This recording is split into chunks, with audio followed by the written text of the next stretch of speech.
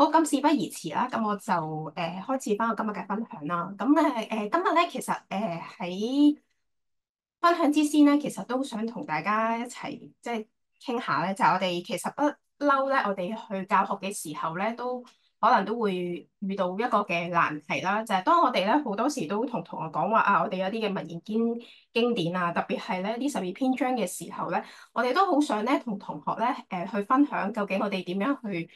教，咁但係學生咧永遠都好似咧好抗拒啦，特別係咧我哋今日講嘅呢一篇嘅《始得西山宴遊記》咧。學生咧好多時咧都係會問嘅第一件事就會問啊，究竟使唔使默書啊？或者係啊啲字又好難喎，又唔知佢講乜喎？究竟學嚟做咩㗎？咁老實講啦，咁就呢啲反應咧，有陣時都會令我咧好懷疑啊，究竟我係教中文啦，定還是希望佢哋咧係去死記硬背嘅？咁所以咧，我都好想反問翻即係大家一個問題嘅就係，究竟我哋即係要學生讀文言文嘅時候，係咪真係可以靠背咧？咁如果我哋咧，可以俾學生咧可以進入呢個作者嘅世界，而唔係咧停留喺解釋字詞啊、抄物語譯啊。咁佢哋咧會唔會對呢啲文字咧都會可以產生到一啲嘅共鳴咧？咁所以咧喺設計呢個課堂之先咧，其實都有同到李 Sir 咧去做一個討論嘅。咁我哋希望咧都可以探索一個咧全新嘅教學可能，就係究竟點樣可以透過 AI 嘅圖像生成嘅技術。同埋一啲咧簡單嘅冥想練習咧，係引導同學仔咧係可以進入呢個柳宗元嘅心靈世界。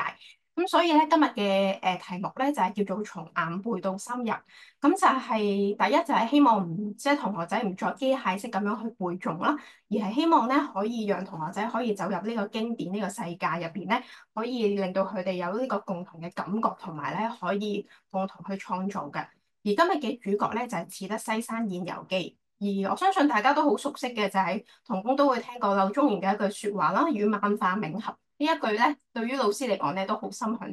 神向往㗎。但係咧，同學仔往往都好難想像，或者咧我希望同學嘅唔係淨係理解去呢一句話，而係希望可以即係同李 Sir 去討論嘅時候係感受佢去點樣為之叫忘我。同埋甚或乎咧，係可以咧，係做到呢一個嘅柳宗元一種嘅境界。咁喺呢一個嘅旅程入邊咧，我就用咗3個嘅元素啦。第一就係 AI 圖像嘅生成技術啦。第二就係有一個嘅靜觀練習啦，亦都係一個咧冥想嘅導引。咁最後咧就係俾佢哋咧試下咧，即係好似呢個柳宗元咁樣咧，再係創作表達。咁個目的咧就唔係淨係教識呢一篇嘅文章，而係希望咧可以打開學生嘅感官同埋心靈。咁跟住落嚟咧，我就會再詳細分享一下咧，究竟我係會點樣去教。咁我相信同工咧，如果都即係聽混合式學習計劃咧，都唔陌生嘅就係呢個自主學習嘅4學架構。咁我哋而我今次咧就係我哋個課堂咧，不嬲都係咧以呢一個形式咧去上嘅。咁我就最主要同學生分咗6組啦。咁而今次咧喺呢個組內共學入邊咧，咁我就運用咗呢個生成人工智能啦。咁而呢個咧就係希望咧可以透過同呢啲同組嘅同學仔咧，可以喺揀圖畫嘅時候咧，去諗下究竟邊一張咧先係最能夠咧可以做到柳宗元心目中最嗰種嘅境界。咁而其次咧就係當佢哋即係各組分咗組之後咧，咁佢哋都會咧互相去評價翻究竟邊一幅圖咧係最好嘅。咁所以咧都係用到咧，我諗同工都好熟悉嘅 Padlet。咁就讓佢哋咧可以係同學之間嘅互相學習，最後就係透過老師嘅導引啦，咁然後咧做一個總結，咁跟住咧就會做咗一條嘅DSE 嘅題目啦，包括2019年嘅即係嗰個關於《始得西山宴遊記》嘅題目，同埋咧仲有一個嘅小嘅隨筆。咁喺未教呢一個，即係未開始先教呢一個嘅課文之先咧，其實咧我都即係或者以往我哋學習嘅時候咧，都係好注重咧呢啲嘅字詞啊、語譯啊、修辭啊，以及呢一個嘅寫作手法。咁我所以喺教學時候咧，咁我都即係同李 Sir 一齊去討論，或者同我嘅同工同事一齊去傾嘅時候咧，其實我哋最重要咧係教12篇章嘅時候咧，因為其實雖然就即係比我哋以前可能會考啊、高考啊嘅課文唔係話好多，咁但係咧，其實我哋都即係希望同學仔都能夠可以咧把握篇章最核心嘅概念啦，讓到佢哋咧可以培養佢哋嘅即係思維嘅能力。咁而呢一樣嘢咧，佢就即係個目的就唔係淨係希望同學仔好似我頭先所講啦，就係理解係啦。咁因為始終即係古文嘅語法結構啊、詞彙啊，同我哋現今咧其實都好唔同。咁但係即係同學仔好多時就係透過一啲嘅考試導向嘅背誦式學習啊，甚至乎佢哋好多時即係喺我上堂嘅時候，佢哋都有陣時會覺得我只要記咗一啲坊間嘅文言經典典籍咁我就可以可能唔使聽書啦咁。所以其實咧，佢哋好多時咧就對呢一啲嘅古文咧都有一啲嘅即係排斥感啊，特別係課堂用嗰個即係照板煮碗去教嘅時候咧，咁其實佢哋咧就好唔係好專心嘅啫，係特別係我記得我去即係以往我施教第一句嘅時候咧，自喻為六人居士周也。咁其實好多同學仔咧都已經開始放棄即係理解篇章入邊嘅內容同埋情感。咁更加去到最後之後，可能我哋以往教嘅時候，可能俾啲圖畫同學仔，咁同學仔就會即係叫佢哋諗下究竟點解柳宗元嗰個西山係會同萬化冥合嗰種透連係啲咩咧？咁好多時見到同學嘅反應咧都係沉默，又或者係好困惑㗎。咁所以咧喺呢個嘅處理情況底下咧，咁我就即係驅使我哋嘅同工咧都諗咗，其實係最主要就係兩個難點咯。第一個就係呢一課書入邊嘅情懷比較抽象啦，第二個就係個文字比較艱深啦，包括就係可能喺特別係第三段嘅上面，同工都好熟悉嘅有一啲即係究竟點樣去寫西山啦，呢個嘅蝦言蛙言啊、若月啊等等嚇，咁所以其實咧，淨係用文字去背咧，唔單止係對於同學嚟講咧係好枯燥，亦都咧冇辦法咧去激發佢哋嘅想像。因此咧，我就用咗呢三個嘅即係教學嘅步驟啦，希望可以咧帶佢哋咧去沉浸式閱讀，咁嚟取代咗呢個傳統嘅死記硬背。咁所以第一個咧，喺呢個 AI 圖像生成技術入邊咧，我就嘗試將呢個語言咧轉化為呢個畫面啦。譬如佢哋唔係淨係透過即係一啲嘅坊間嘅一啲嘅語譯咧，而去直接將嗰幅圖畫張出嚟嘅，而係佢哋要識得咧掌握當中嘅啲嘅關鍵字詞，係啦。咁而第二咧就係當圖像生成之後咧，我就會加入呢個正觀環節，最後就有一個再創作。咁呢個就係喺我哋點解即係同阿李 Sir 一齊去討論呢個課堂嘅時候，點樣可以咧有呢一個即係呢三部曲咧，係去希望可以重新再整合翻，讓到同學仔喺個課堂上面咧都變得不一樣。咁而喺個真正嘅課堂入邊咧，其實係佢哋已經掌握咗呢兩個嘅部分㗎啦。咁第一咧就係柳宗元嘅生平背景啦，包括就係究竟阿柳宗元佢即係佢係喺點解會寫呢一篇嘅篇章咧？其實係自事前啦就已經可能有一個嘅影片啊，又或者翻轉教學咧，係俾佢哋咧喺即係課堂裏邊，課堂之前嘅考古嘅 quizzes 咧就已經完成咗。咁而第二咧，亦都係喺課堂上面咧，都已經初步同佢哋理解咗咧柳宗元遊西山前嘅心境啦，同埋現有嘅情況。咁俾佢哋咧知道咧前後嗰種嘅不一樣先。咁而真正去到課堂咧，我就會同佢哋咧去先叫佢哋咧完成咗呢張工作紙嘅。咁可以咧，同工可以望一望啦。呢個就係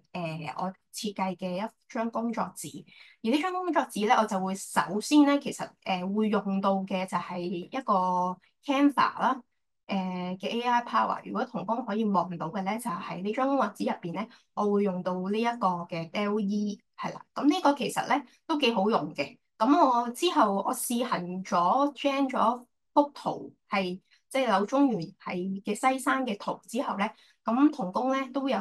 都會試下用咗喺呢個嘅山居秋暝咧。其實咧同學仔交嘅功課咧，或者佢真係意會到嗰個詩歌嘅景象咧，係會更加清晰啲嘅。咁然後咧我就將幅圖要求同學將幅圖咧上傳喺 Padlet 度，咁佢哋咧就去再自己去即係睇下可以邊一幅圖係最切合到。柳宗元遊西山嘅時候嘅情況，都可以俾同工再望一望，係啦。咁跟住咧，一陣間我都會再俾同工睇下咧，究竟佢哋即係圖像生成嘅時候咧，佢哋有啲乜嘢嘅特別嘅地方啦。咁跟住咧喺呢一個嘅AI 圖像生成嘅過程入邊咧，最主要其實咧都係好希望咧透過 Canva 啦，幫同學仔咧去突破佢哋去文言文嘅一啲嘅抽象感。咁由佢哋呢度所講啦，睇唔見嘅詞語變成睇得見嘅圖像。咁所以咧，今日最主要用嘅咧就係 Canva 嘅 DALL-E。咁而學生嘅輸入嘅關鍵詞咧，對佢哋嚟講咧，都係即係都有一定嘅難度㗎。咁雖然咧，我俾佢哋嗰份嘅工作紙嘅時候咧，其實都係一啲 EDB 嗰個嘅網上嘅材料嚟嘅。咁但係其實咧，老實講，語譯嗰個難度都其實好高㗎，所以佢哋要識得篩選一啲關鍵詞去生成圖片咧，過程係需要佢哋嘅消化同埋需要佢哋嘅需要佢哋嘅即係思維咧。咁其實咧都係一定嘅難度嘅。咁而透過喺呢一個嘅即係以呢一篇嘅文章咧，咁佢哋咧都可以咧嘗試去做一啲嘅畫出嚟嘅。咁喺呢個時候咧，其實我都會嘗試就，所以喺呢一篇章入邊咧，我哋定咗兩個學習目標咯。第一個就係將呢個 AI 融入教學，體會咧作者喺筆下嘅西山嘅美。第二就係咧了解柳宗元心境上嘅轉變。亦都係透過呢個嘅冥想練習咧，係讓佢哋咧思考點樣可以喺逆境入邊咧唔受外在嘅環境影響。咁而喺課堂之先咧，咁我都俾佢哋咧嘗試下，先試下將一幅圖先嘅。即係如果貿然叫佢哋咧去做嘅話咧，都未必可能做到個好嘅效果。咁所以咧，我就嘗試即係直接咧唔係真係俾晒啲唔係逐句逐句譯噶啦。咁我就真係咧叫佢試下俾埋句譯佢。咁我就同佢講話即係你究竟柳宗元遊西山前嘅心境係點咧？咁跟住咧。其實喺第一個部分入邊咧，第一次佢哋將一幅圖咧，我都發現咧，其實佢哋係唔係話好掌握到一啲嘅詞彙嘅。咁所以亦都係同工可能都需要留意翻嘅咧，就係當即係俾佢哋將圖之先咧，其實都需要咧，可能要俾啲嘅提示佢哋咁樣。咁呢個咧就係我自己班入邊咧就分咗6組嘅，係啦。咁呢度咧就有啲同學咧，佢哋 gen 出嚟嗰6組唔同嘅咧，就係佢講佢入西山之前嘅景象。咁所以你會見到咧，佢哋只係好片面嘅啫，就係話有樹、有溪水、山泉同埋石頭咁樣。咁我喺呢個時候咧，我就發現原來咧真係我哋要俾多啲嘅即係加拉佢哋啦。咁所以咧，我就喺嗰個工作紙上面咧，我就做多咗個步驟嘅，係啦。咁可以睇一睇，係啦。咁我咧就叫同學仔咧去真係去嗰個主調嗰個主菜咧，我就會擺喺第三段上面嘅，係啦。因為第三段其實就係成篇文章入邊咧最重要就係柳宗元咧去到西山之巔嘅時候咧，佢嗰種對嗰種嘅景物咧有種心形形色與萬化冥合嘅感覺。咁所以咧我就將佢提示將嗰個撰寫生成指成有啲嘅小指令啦。第一就係叫佢哋要加入場景嘅背景啦，譬如即係要學點樣去勾勒一啲嘅關鍵字詞啦，或者係嘗試描述一啲嘅風格啦，又或者係將啲具象化嘅抽象詞語可以咧變成一啲咧更加精確嘅詞彙。係啦，咁亦都係咧，叫佢哋去想像一下咧，即係作者當下嘅心情，咁就叫佢哋用圖像展現佢嘅精神狀態。咁所以咧，去到第二次真係真真正正去到課堂，去生成第三段柳宗元去望到西山嘅時候嗰個景象咧，咁我就要求佢哋咧係一定要即係俾我睇到佢哋輸入嘅詞彙啦。同埋咧，佢哋係點樣去了解嗰個西山嘅？咁因為佢哋係我冇特別俾佢哋咧係啱先啊，咁我再俾你哋講講。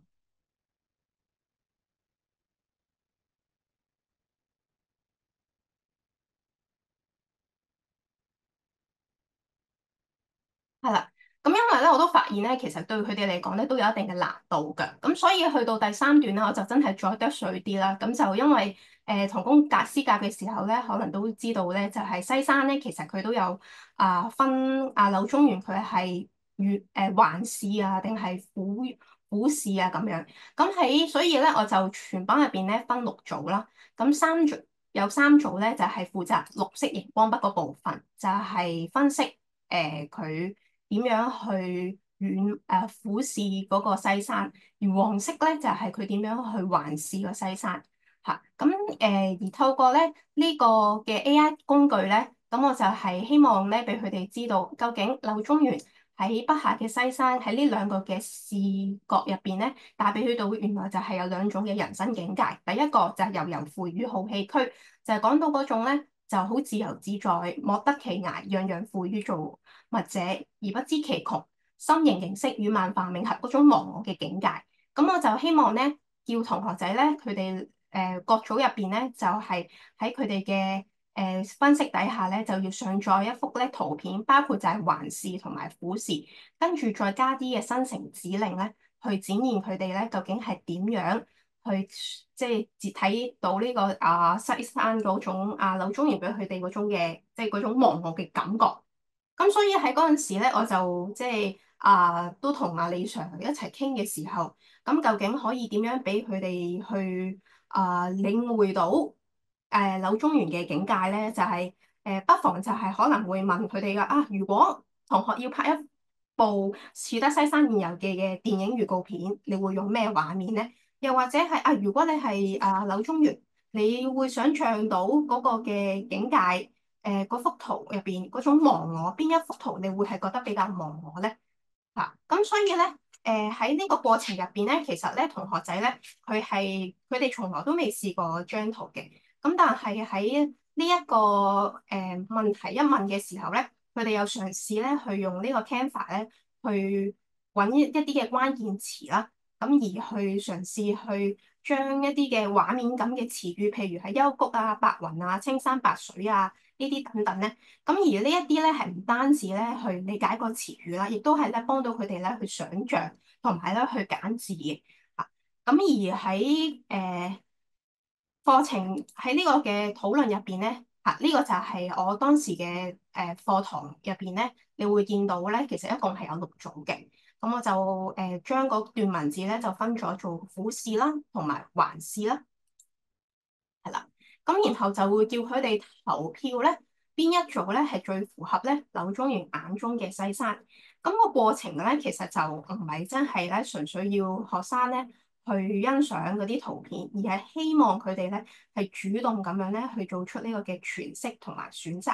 而呢一個選擇咧，本質上咧就係文本嘅理解啦，同埋佢哋對個人觀點嘅結合嘅。咁都其實幾特別嘅，咁可以都俾同工去望下咧，佢哋去做嘅時候嘅圖畫啦，係啦，咁呢個就係第一組嗰幅圖嘅。咁第一組咧，呢一幅圖咧就係柳宗元咧，佢係喺即係環視嘅唔係呢個係俯視嘅場景入邊咧，去見到呢個西山嘅。咁所以其實咧。佢呢一幅圖咧，其實就正正係見到咧，柳宗元咧係隨意伸開嗰個雙腿咧，係坐喺度啦，咁去觀賞嘅風景。咁當然啦，各有優劣啦。呢一幅咧，其實佢淨係譯咗第一句嘅啫，係啦。咁而跟住呢一個咧，就真係爭少少嘅嚇，因為我嗰班同學嘅即係都係比較對中文冇興趣。咁平時咧，真係對於佢哋嚟講咧。佢哋係見到文言文咧就驚㗎啦，咁但係佢哋咧係今次嘅課堂入邊，佢哋都願意嘗試嘅。咁呢一組咧係比較稍微弱少少嘅，咁但係咧佢都嘗試即係喺佢哋嘅討論過程入邊咧，佢哋都嘗試去參與啦。咁而喺呢一個幅圖入邊咧，佢哋本身係其實係即係將咗好多唔同奇形怪狀嘅圖片嘅，但係佢哋喺個討論入邊咧，佢哋都會即係就住第三段柳宗元。佢哋即係柳宗元睇嘅西山嗰個嘅俯視嘅角度係點樣，而去作出一個最好嘅圖畫。咁而呢一幅咧就更加唔同噶啦。呢一幅圖咧就你會見到啦。呢個組別入邊咧，佢譯嘅就係虎視嘅西山咧，高山像一個個的小土堆，係啦。咁佢未必可以咧，即係譯到晒成句嘅。咁但係咧，佢都係即係就住三組唔同嘅情況，你會見到咧，佢都係大概都會見到嗰個圖片入邊咧，係其中一個嘅即係柳宗元西山嘅特點。而呢一個咧就係見到佢係即係譯到其中一個啦。咁而呢一個都幾特別嘅，因為嗰陣即係有一個即係平時唔係好即係精神嘅同學咧，佢都會覺得啊，佢都會提出到啊，如果冇用 AI 咧，佢哋都諗唔到咧，原來柳宗元眼中嘅景咧係都好似一幅電影 poster 咁樣嘅喎，或者真係可以原來係呢啲就叫做若跌若躍啊，或者係即係佢哋會用翻一啲文本嘅詞語咧，係會解釋翻係啦。咁所以其實你會見到佢哋喺創作裏邊咧，都會獲得到個參與感，亦都重建咗佢哋對古文嘅想像力啦，同埋呢個嘅親近嘅感覺。咁佢哋咧反而咧都會表現得咧都幾投入嘅。咁所以其實佢哋因為覺得咧做圖都幾好玩啦，又或者又可以咁樣都可以睇得到，即係穿越時空見到柳宗元嘅西山。咁其實亦都係令到佢哋咧拉即係近咗個距離，係啦。咁所以其實我私教佢哋嘅班別咧，其實中文咧，其實佢哋係比較抗拒嘅。咁但係喺即係呢一個嘅經典文篇章嘅時候，我教嘅時候咧，我都有擔心佢哋會唔會瞓着晒咧。但係透過咁樣咧，而佢哋嘅發言咧，都會令到我都有啲驚喜，因為佢哋係就住柳宗元入邊嘅一啲嘅句子去同同學做討論就會講究竟邊一個點樣，即係點解呢個幅圖係唔全面，嗰幅圖好全面。咁所以你會見到咧，喺第一、二、三組咧，其實係做緊虎視嘅比較。咁而最多人投嘅咧，其實係即係呢一組啦。咁當然啦，我之後其實都有教翻佢哋咧，應該係要點樣去做呢一個嘅語譯嘅。咁而呢個嘅語譯嘅情係咁我就再開俾大家望下先。係啦，咁我之後咧，我就係教翻佢哋咧，就喺呢一度做翻個語譯啦，咁就解翻究竟即係同學仔佢哋堂上，因為其實佢哋係堂上先做呢一個嘅 gentle 嘅，咁所以其實對於佢哋即係第一次接觸嚟講咧，都未必可能係譯到100%完美嘅。咁但係咧，佢哋都即係針對住唔同嘅字眼咧，佢哋都能夠可以咧。都展示到出嚟嘅，係啦。咁然後咧，我就會就住喺呢一個綠色嘅呢一段文字，即係西山虎視嘅時候咧，咁我就再分咗3個部分啦。第一個就係、其實係講緊西山嘅高度喎，西山嘅山勢喎，同埋佢嘅佢嘅密集程度喎。咁而透過呢3樣嘢咧，就問同學仔究竟你覺得邊一組入邊咧係最見到佢嗰種心靈釋放與大自然融合咧？咁其實都仲未做到㗎，因為其實咧，跟住去到呢個環視迎清遼白外與天際四望如一咧，就更加見到咧，同學仔對嗰個柳宗元嗰種嘅即係感受嘅嘅共通啊，係啦。咁然後我就會直接咧就會顯示埋俾同學睇咧，究竟點樣去輸入指令啦。咁我最後都會同同學講咧，30字40字。咁我就做咗一幅我譯嘅版本，係啦，因為好多時咧，同學仔咧去背語譯嘅時候咧，都可能係跟坊間嘅一啲嘅文言篇章嗰啲書籍嗰啲去背嘅，但係都唔及佢哋咧自己真係消化咗寫咗落嚟嚇。咁所以咧，我就同佢哋講喺3方面去做呢個嘅寫呢個嘅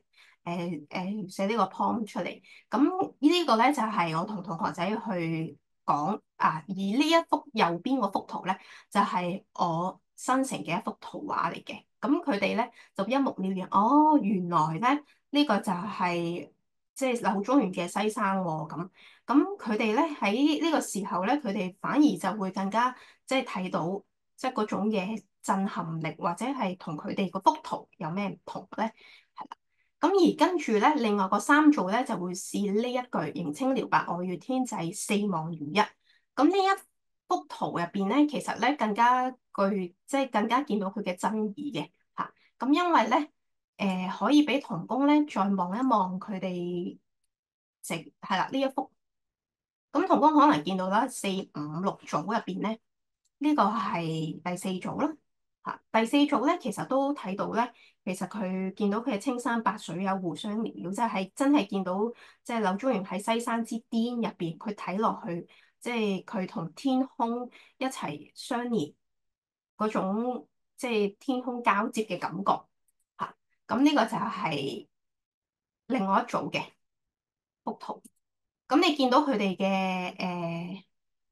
Jane 嘅圖畫，呢一個咧就好唔同啦嚇。咁所以其實呢啲圖畫咧，因為就係正正佢哋又唔同，咁先可以咧帶到俾佢哋嘅討論。而喺佢哋嘅過程入邊咧，佢哋就係真係嘗試將一啲抽象嘅詞語內化。咁其實咧，亦都係俾佢哋咧係唔係真係咁悶，就咁樣聽我去解，又或者我唔係真係就咁直接俾幅圖片佢哋咧。咁佢哋喺嗰個嘅即係小組共學入邊咧，先至來得更加會有趣味咯。啊，咁就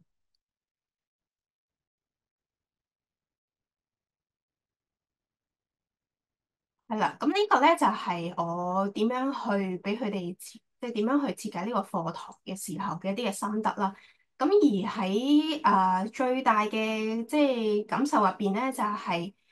傳統嘅做法入邊咧，都係好似頭先所講咧，就係逐句逐句譯嘅。咁但係透過 AI 圖像咁，同工都可以嘗試下，因為我哋好多時咧一啲嘅文言篇章經典嘅典籍咧，都係好多都係啲關於借景抒情啊咁樣，譬如可能係《愛陽樓記》啊等等，咁都可以嘗試下用呢個方法啦，喺 Canva 度用 AI 咧，可以俾佢哋咧生成一啲嘅圖片，咁樣讓佢哋去討論一下，咁然後咧再即係取代翻以前一啲可能佢哋填充式嘅一啲嘅語譯啊，或者係淨係咧要求希望同學仔淨係背答案。因為喺呢個過程課堂上面咧，先至可以見到佢哋咧點樣去理解呢個嘅柳宗元嘅感受啦。咁而亦都係喺唔會再係由我去講個答案出嚟，而同學仔咧亦都係佢哋可以互相去互動，亦都係咧互相去咧回饋翻咧佢哋各組嗰種之間嘅火花同埋交流。咁而呢一個嘅教學法咧，我覺得係即係俾同學仔咧更加可以進入到文本嚇，亦都係咧可以俾佢哋咧更加多嘅參與度嘅。咁去到即係當我 train 完晒兩幅圖嘅時候咧，其實仲有大概咧10分鐘至15分鐘嘅課堂嘅時候咧，我就進入咗第二個活動嘅。咁第二個活動咧，就真真正正咧去體驗一下咧，阿柳宗元咧真係即係翻去到第四段就講到話佢入黑啦，已經咧飲到即係唔捨得離開，飲到醉啦，直至到天黑乜都見唔到。咁呢個咧，其實都係同埋李 Sir 一齊去諗咧，就係究竟啊，我哋可以點樣可以俾同學仔知道，即係柳宗元嗰種忘我嘅境界咧？咁於是乎咧，我哋就諗咗一個嘅活動啦，就係一個嘅冥想嘅活動啦。因為其實咧，柳宗元嗰陣都係去到一個即係天黑掹掹啊，然後佢靜咗落嚟啊，好安靜嘅神態。然後咧，佢嗰一刻，佢嗰種即係形體得到解放嗰種忘我同大自然忘我嘅境界。咁所以咧。其實喺呢個過程入邊咧，我都好想嘗試俾佢哋試下，因為其實佢哋課堂都冇乜機會咧，可以俾佢哋去感受一種即係忘我嚇。咁所以咧，我就希望同學咧，唔單止係喺個視覺上咧係睇到西山嘅，亦都可以喺呢個心靈層面上面咧，亦都係可以咧感受到西山。咁所以咧，我會首先咧就喺當然啦，咁同學仔咧佢試嘅時候咧都係初初都好興奮嘅，咁所以咧我都讓佢哋咧調整一下自己個心態先啦嚇，咁所以咧都會俾佢哋靜坐30秒，亦都係俾佢哋放低佢哋嘅雜念啦，放低佢哋嘅壓力啦，咁然後就用一個柔和嘅語氣，由課堂嘅一開頭俾佢哋去諗下柳宗元佢嘅出身。然後佢遇到咩嘅困難，以至到佢去到西山之前，去到唔同嘅景象，亦都去到西山之巔，見到嘅雲霧，見到腳下嘅萬物，見到嘅群山，以至到去到夜晚入黑嘅時候，同大自然融為一體嘅感覺，亦都會有朗讀原文嘅時候，咁你同學仔咧可以去靜心去體會一下嗰個文字嘅意境。其實呢一種咧，最主要就係希望有一種叫做靜觀式嘅文學體驗，俾同學仔咧可以係即係感官沉澱，唔係淨係叫同學仔去讀嗰篇課文，而係由我去帶領同學去體會嗰篇課文嚇。咁亦都對於高中同學嚟講咧，其實佢哋都幾嗱，呢個就係佢哋初頭好興奮嘅。咁但係去到，因為佢呢個對佢哋嚟講都比較新鮮嘅嚇。OK，咁但係之後咧，佢哋就開始慢慢就習慣咗嘅時候，即係嗰係啦。咁佢哋都會當然啦，我哋唔係做完個活動就算嘅，咁我哋都要讓佢哋咧去用翻喺個文本上面。咁當佢哋真係投入咗嗰個感覺嘅時候，咁我再用一啲嘅引導嘅問題去問佢哋，即係頭先我哋上咗個課堂，佢哋覺得嘅西山係點樣咧？而聽完呢個嘅即係試感受咗呢個冥想入刻啦，你覺得柳宗元其實嘅感覺，你哋寧靜嘅感覺有冇啲咩相似咧？呢篇文章有冇令到佢哋感受到一種釋懷咧？咁其實咧，有啲同學仔就會講啊，係啊，我覺得即係聽完之後咧，我都覺得好想瞓覺。佢哋咁樣講。咁嗰陣時，我同李 Sir 咧一齊做呢個嘅課，即係課後討論嘅時候咧，就係即係嗰種嘅感覺咧，就係嗰種點樣好輕鬆、好釋懷、好寧靜，即係令到一個本身好大，可能課堂上好煩囂、好有壓力嘅感覺，佢嗰刻靜咗落嚟。咁其實咧，同學仔咧就會正正係理解得到嗰種茫茫，或者係點樣去嗰種點樣可以令到阿柳宗元喺嗰種嘅鬱結入邊變得更加靜沉靜。而若就係一個咧，就係俾佢哋學生咧去用心去讀古文，亦都係感受到當中嘅情感嘅流動，就唔係淨係單純咁樣咧去分析語法同埋句構。我哋並唔係話即係唔重要嘅。而係我哋即係喺個課堂上面，我哋更加想佢掌握到啲乜嘢咧嚇。咁所以咧就亦都係對應翻咧我哋今日嘅課堂，就係希望佢哋咧係能夠可以體會到柳宗元最心目中入邊嘅境界嘅。咁亦都係希望可以唔係淨係教法上嘅改變啦。咁亦都係希望可以都揾到呢個語文教學嘅重新定位。就唔係淨係希望可以佢哋可以同學仔喺個文字入邊都揾到療愈自己嘅風景啦，亦都可以咧講到佢哋自己嘅心聲。咁然後喺個課堂之後咧，就我發現以往同佢哋去做呢個 past paper 咧，都一定嘅難度㗎。咁我即係呢個其實課堂設計入邊咧，亦都係希望可以咧，即係嘗試下佢哋即係同呢一條嘅DSE 嘅題目咧，都係有直接嘅關係嘅。咁譬如頭先做嘅張嗰幅圖咧，作者喺西山之巔入邊所見嘅景物有何特別之處？咁其實我就會直接咧就用同學仔嘅幅圖咧去叫佢哋去解釋，叫佢哋去講，即係好過咧我直接叫佢哋喺語譯嗰度咧揾出個答案。咁佢哋好快咧都會講到一啲嘅字體嘅一啲嘅重點嘅關鍵字眼啦嚇。咁亦都係問佢哋啦，點解呢啲有關嘅景物可以令到佢哋心形形式與萬化冥合咧？咁呢一個咧，亦都係即係透過嗰個冥想嘅練習啦，同埋個景物嘅聯繫咧，其實佢哋咧或多或少咧都即係俾我一個幾驚喜嘅答案嘅。咁我可以都俾同工望一望咧，都係喺佢哋嘅Padlet 入邊咧嘅討論入邊咧，都會有呈現過一啲嚇。咁呢個咧即係喺課堂之後咧嘅接住落嚟咧，都有俾佢哋去嘗試做嘅，就係呢條 past paper 啦。景物有啲咩特別之處啦？咁雖然即係未必答得好好嘅，咁但係咧佢哋都會有嘗試去作答。咁而喺嗰個説明上面咧，你見到佢哋係有前後嘅分別嘅。前面嗰句入邊咧，其實佢最主要都係抄翻個語譯嘅啫。西山的景象似十分廣大久遠的大氣和天地咩沒有邊際。其實呢個其實佢都係抄嘅啫，對佢哋冇任何嘅理解嘅嚇。咁但係去到下面咧，因為去施教嘅時候咧，咁我亦都特別係針對佢哋喺個畫像入邊咧，我有都教到佢哋究竟有邊啲嘅詞彙或者點樣掌握啲關鍵字詞。咁佢哋咧都能夠可以將一啲嘅答題步驟咧展示到出嚟嘅。譬如作者由本來嘅憂懼不安啦，去經歷完西山之後嗰種物我兩忘啦，進入忘我之境啦。因為呢個忘我之境同埋我兩忘就係當佢冥想嘅時候咧，我特別同佢哋去講感唔感受到，即係感唔感受到。咁齋去咧，俾我去直接去講柳宗元嘅感受咧，係更加嚟得更加對佢哋嚟講嚟得更加深刻嘅嚇。咁彷彿形態得到釋放啦。咁而西山嘅無窮無盡無邊無際嘅環境咧，就係其實係同學仔去討論嘅時候咧，得到呢四個字嘅嚇。咁就係佢哋喺討論嘅時候，有啲同學仔去講翻嗰個特點嘅時候咧，咁所以佢哋就用到一啲嘅關鍵字詞，咁佢就形體得到解放。釋懷天地合一，與天地融為一體嚇。咁當然啦，最後嗰句反映作者品格高尚，不與世俗同流合污咧，就其實係同即係嗰個冥幣同嗰個景物上面嗰度係對應嘅。咁但係你會見到咧，係喺個課堂之後咧，嗰種答案嘅前後對比咧，其實都係都令到我比較驚訝，都係幾開心嘅，見到佢哋嘅進步都。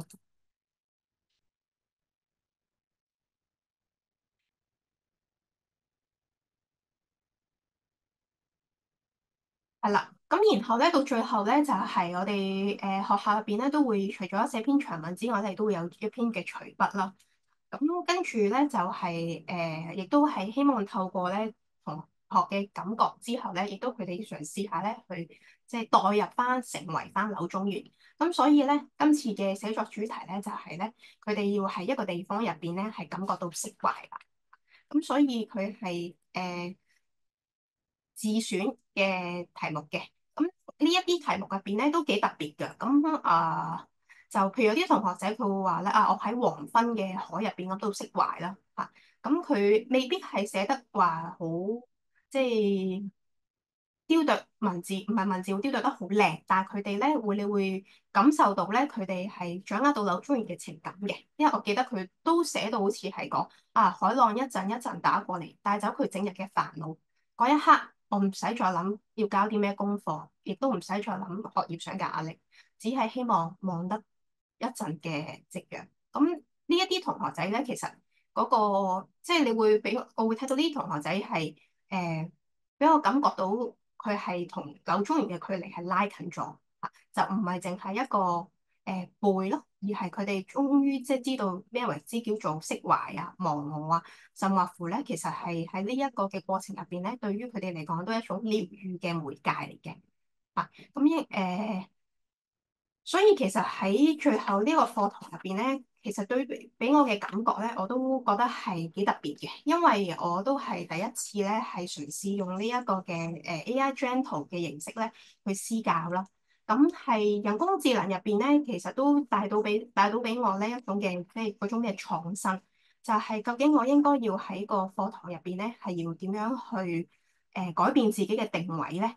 唔係淨係咧單向去做嘅，咁而我都要配合同學仔嘅，佢一齊去變啦嚇。咁因為喺呢個嘅過程入邊咧，我哋都好多時咧好習慣咧，都係就咁直接教同學仔叫點樣翻譯啊。而今次咧，我就嘗試去放手，嘗試放手俾佢哋咧透過我唔去講嘅時候咧，真係直接大膽嘅俾佢哋嘗試去語譯，由 AI 去生成一啲嘅圖片。咁然後就再去我亦都唔再係答案嘅提供者，咁我亦都係希望透過 AI 咧去營造個氣氛啦，或者係透過個畫面咧去導引佢哋咧去理解呢一篇嘅文章啦。咁所以其實咧透過 AI 我會見到即係嗰種嘅因材施教，亦都係同學仔咧亦都係展示到佢哋嘅圖片嘅時候咧，亦都係唔單止係一種語文能力嘅體現，成個一個教學裏邊嚟講咧，都係見到佢哋嗰種嘅心靈成長嗰種嘅痕跡啦。咁亦都希望即係透過呢個課堂咧，希望同學仔都能夠可以領會得到，即係我同李 Sir 都希望佢哋最終明白，令到佢哋明白嘅就係嗰種忘我同埋萬化冥合嘅境界。係啦，咁我今日嘅分享去到呢度，多謝大家。